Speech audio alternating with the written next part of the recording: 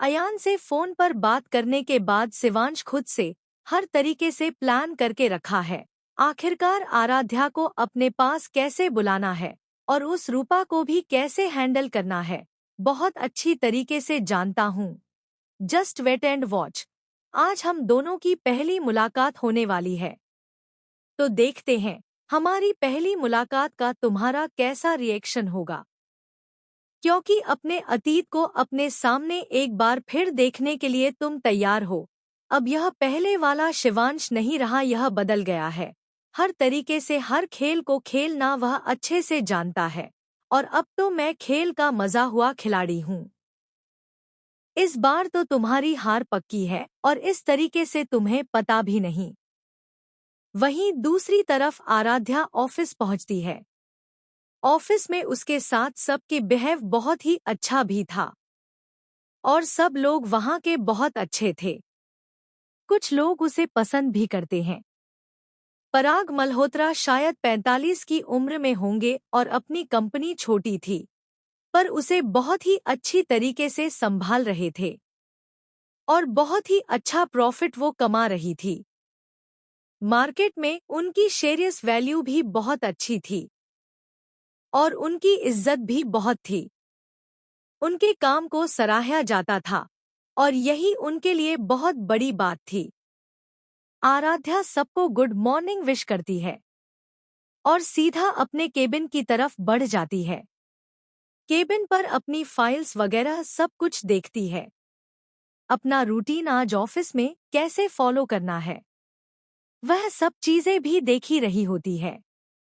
तभी उसका फोन बजता है। फोन पर रूपा का नंबर देखकर एक पल को तो वह हैरान होती है, क्योंकि रूपा तभी फोन करती है जब उस पर मुसीबत आती है और उसके पास पैसे नहीं हैं। आराध्या ने अपने मन में कुछ से कहा, यह मामी जी जब भी फोन करते हैं तब कोई ना कोई मुसीबत ही लाती है, खासकर पैसों के मामले में। पता नहीं इस बार मुझे किसी से उधार लेना पड़े। आराध्या फोन उठाती है। तभी रूपा जी कहती है, आराध्या, तुम्हारे लिए एक रिश्ता आया है। शाम को 7 बजे वह लोग देखने आ रहे हैं, तो तुम 5 बजे मुझे घर में चाहिए और हाँ, अच्छे से रेडी होकर रहना है। तो अपने लिए कुछ कपड़े वगैरह भी ले लेना, बाकी का सारा काम मैं देख लूंगी। तभी आराध्या ने कहा, काम और आप? यह उसके लिए बहुत ही आश्चर्य वाले शब्द है, क्योंकि रूपा और काम यह कभी नहीं हो सकता। वह अपने हाथ से पानी का ग्लास तक नहीं उठाती, खुद पानी पीती थी, यह भी बहुत बड़ी बात दी।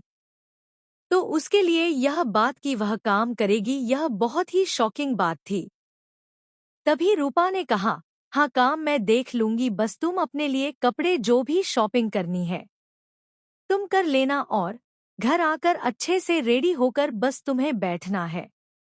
लड़के वाले आ रहे हैं, बहुत ही अच्छी फैमिली है और बहुत बड़ी फैमिली है। तभी आराध्या ने कहा, अचानक से शादी पर रिश्ता? तब रूपा ने कहा, तुम घर आओ, मैं तुम्हें सब बताती हूँ, तुम अपना काम करो। इतना कहकर फोन रख देती हैं। वहीं दूसरी तरफ राठौर मेंशन में सब लोग शिवांश के मुंह से शादी की बात सुनकर शॉक्ड थे। सब लोग फैमिली उसे बस घूर रही थी। वह शिवांश अपना सर नीचे किए हुए बैठा था। तभी शालिनी जी ने कहा, अगर वह लड़की पहले से ही पसंद थी तो हमें कह देते, हम इतने सारे कांड चक्कर करते ही नहीं। तभी सुबोध जी ने कहा, हाँ इतना मना ना करना, सब कुछ होता ही नहीं। तभी शिवांश ने कहा, बस मैंने आप सब से कह दिया ना, 6 बजे रेडी रहिएगा। 7 बजे मुझे आप सब लोग मिश्रा हाउस में चाहिए। वाटर और हाँ, लड़की अच्छी है, बहुत ही सुशील है, आप सब लोग फोटो देख सकते हैं। उसे फैशन वगैरह कुछ नहीं पसंद, सिंपल रहती है। मैं उसे ज्यादा तो नहीं जानता, पर मुझे फोटो देखकर पसंद आ गई, इसलिए मैंने देखने का फैसला किया है और मेरी शादी होगी तो इससे ही होगी, वरना किसी से नहीं होगी। तो इतना कहकर वह अपने कमरे की तरफ चला गया।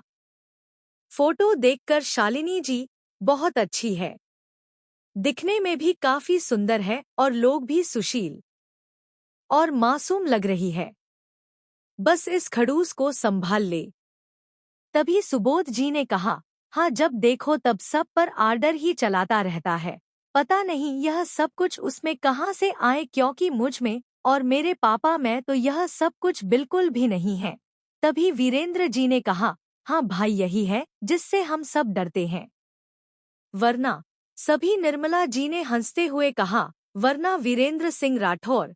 फिर तीनों एक साथ, किसी से डरे यह बात हो ही नहीं सकती। वह तीनों एक साथ बोले और चारों ठहाका मारकर हंसने लगे। शिवांश की फैमिली कुल है और बहुत ही अच्छी है और अपना हर काम बहुत ही अच्छी तरीके से करती है। फैमिली एक साथ रहे, प्यार से रहे, यह उन्हें बहुत ही पसंद है और वह यह सारी बातें करते भी हैं। घर में शिवांश के हुक्म ही चलता, उसके गुस्से से सब लोग डरते हैं। इसी वजह से ही उसके सामने कोई कुछ नहीं बोल पाता, चाहे वह शिवांश के दादाजी वीरेंद्र जी हो या फिर शिवांश के पापा सुबोध जी हो। आराध्या शाम के 6 बजे अपने लिए कुछ शॉपिंग कर आ गई, क्योंकि उसका बिल्कुल भी मन नहीं था इस रिश्ते के लिए, और वह रेडी हो एंड बाकी सब चीजें हैं, इसलिए वह बेमन से शॉपिंग करते हैं। कुछ अच्छे ड्रेस लेती है और वहां से घर के लिए निकल जाती है। घर पर आकर देखती है तो घर का पूरा नक्शा ही बदल चुका होता है। जहां पर घर उसके आते ही बिखरा पड़ा हुआ होता है। माँ को बहुत ही अच्छी तरीके से साफ किया हुआ था, सब कुछ अच्छी तरीके से सेट किया हुआ था, जैसे यह उसका घर ही ना हो। तभी आराध्या ने कहा, मैं किसी और घर में तो नहीं आ गई। तभी निशा ने कहा, नहीं महारानी जी, आप किसी और घर में नहीं आई, आप मिश्रा हाउस में ही आई है। तभी आराध्या ने अपना सिर झटका और कहा, मामी जी डॉट। तभी रूपा किशन से हाथ साफ करते हुए बाहर आई और कहा, नाश्ता वगैरह सब कुछ बन चुका है, तू जाकर नहा धोकर अच्छे से रेडी हो जा, ठीक है? अभी बस वो लोग 7 बजे आने वाले हैं। तभी आराध्या ने कहा, क्या नाश्ता भी बन गया? रूपा ने कहा, मैंने और निशा ने सारी चीजें हैंडलाइंस कर दी है, बस तू रेडी होकर नीचे आना और कोई भी गलती मत करना, क्योंकि ऐसा रिश्ता बार बार नहीं आता। थोड़ी देर बाद पूरी राठौर फैमिली हॉल में बैठी थी। साथ ही साथ मिश्रा फैमिली, सब लोग आपस में बड़े बात कर रहे थे। सुबोध जी और वीरेंद्र जी और आराध्या के मामा तीनों बातें कर रहे थे। वहीं मिश्रा जी मन ही मन सोच रहे थे, बहुत ही अच्छी फैमिली है, बस आराध्या हाँ कर दे और वह यहाँ से तो वहाँ बहुत ही अच्छी तरीके से रहेगी और खुश रहेगी, उसकी आंखों में कभी आंसू नहीं आएंगे। इतना तो वह इन सब लोगों को कुछ मिनटों में ही जान चुके थे। तभी आराध्या चाय की ट्रे लेकर बाहर आती है, पर जैसे ही शिवांश का चेहरा देखती है, उसके हाथों से वह ट्रे छूट जाती है। आखिरकार अतीत के ऐसे कौन से पन्ने थे जिसकी वजह से शिवांश आराध्या से इतनी नफरत करता था? वही क्यों आराध्या शिवांश को देखकर घबरा गई थी? आखिरकार अतीत का ऐसा कौन सा राज है जो आराध्या और शिवांश के बीच में इतनी गलतफहमी आला रहा है? और आखिरकार क्यों शिवांश आराध्या से इतनी जल्दी शादी करना चाहता है? आखिरकार वजह क्या है? जानने के लिए पढ़ते रहिए नफरत से मोहब्बत तक का सफर।